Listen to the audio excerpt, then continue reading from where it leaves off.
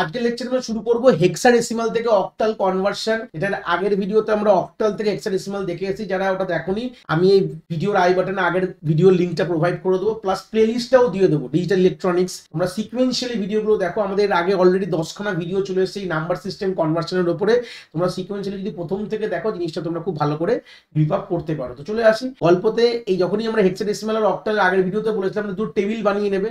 এটা হচ্ছে আমাদের অক্টাল টেবিল, এটা এই সাইডে লিখলাম অক্টাল টেবিল, 8 এর টেবিল লিখলাম, এটা হচ্ছে 16 মানে হেক্সার টেবিল। এটা টেবিলটা কি করে বানাবে যেটা অলরেডি আমরা বলে দিয়েছি, তাও এখানে একবার দেখিয়ে দেবো। অলরেডি আমরা ডেসিমাল হেক্সাডেসিমাল থেকে বাইনারি এবং অক্টাল থেকে বাইনারি কনসেপ্ট এগুলো অনেক ডিসকাস করেছি, এর আগের ভিডিওতে ডিসকাস করেছি।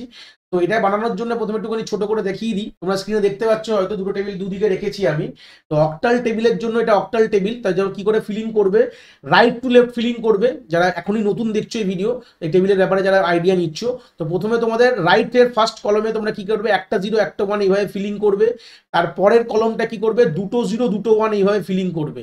আর তারপরের কলমটা তোমরা 4টে 0 4টে 1 এই অর্ডারে, মানে রাইট টু লেফটে ফিলিং করবে কিন্তু বলে রাখলাম। সেম এখানেও তাই গল্প হবে হেক্সাডেসিমালে প্রথমে। আর এটা হচ্ছে তোমাদের নাম্বারগুলো, এটা অ্যাকচুয়ালি কি বাইনারিকে রিপ্রেজেন্ট করে 3 বিটে।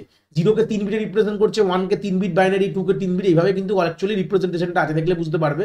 যারা বেসিক ডেসিমাল টু বাইনারি তোমরা দেখেছো, তাহলে এখানে 2কে 3 বিটে রিপ্রেজেন্ট করা, এটাকে অক্টাল টেবিল বলা হয়। আর এখানে দেখো 0কে আমরা 4 বিটে রিপ্রেজেন্ট করছি, 4 বিটে। বাইনারিতে 4 বিট রিপ্রেজেন্টেশনকে বলা হয় হেক্সাল টেবিল, যেখানে আমরা এই যে কলমটা মানে সবার রাইটের কলমটাকে আমরা 0101 সেম ফ্রম দ্য অক্টালের এইভাবে ফিলিং করলাম পুরোটা।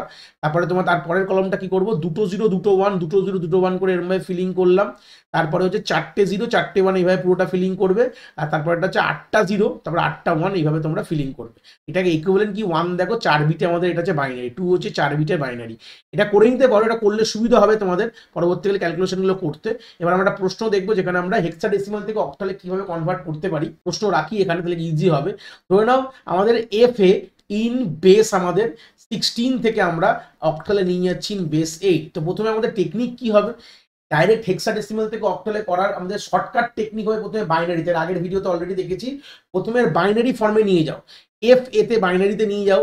এর বাইনারি কি হয়, টেবিল দেখে দেখে আমাদের হেক্সাডেসিমাল টেবিল দেখো, এখান থেকে দেখো কি হবে 1010 দেখে দেখে লিখবে, শুধু এটা লিখবে না 1010 লেখো, 1010 লিখেছো। আর এফ মানে 4টেই 1 দেখো এই লাস্টে রয়েছে, এই যে 4টে 1 মানে এফ, এটা দেখে দেখে তোমরা এই তলায় তলায় বসিয়ে দিলাম, হয়ে গেল গল্প শেষ। দেখো কি তাড়াতাড়ি করে ফেললাম, 2 মিনিটও লাগলো না, হয়ে গেল।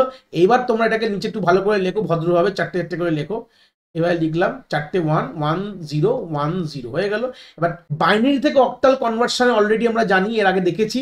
প্লাস আমি তাও বললাম 3-3 পেয়ারিং করো, ফ্রম দ্য রাইট সাইডে পেয়ারিংটা শুরু করবে, বাঁ দিক থেকে রাইট ডান দিক থেকে বাঁ দিকে যাবে, ঠিক আছে, রাইট টু লেফট এইভাবে ফিলিং করে নিলাম।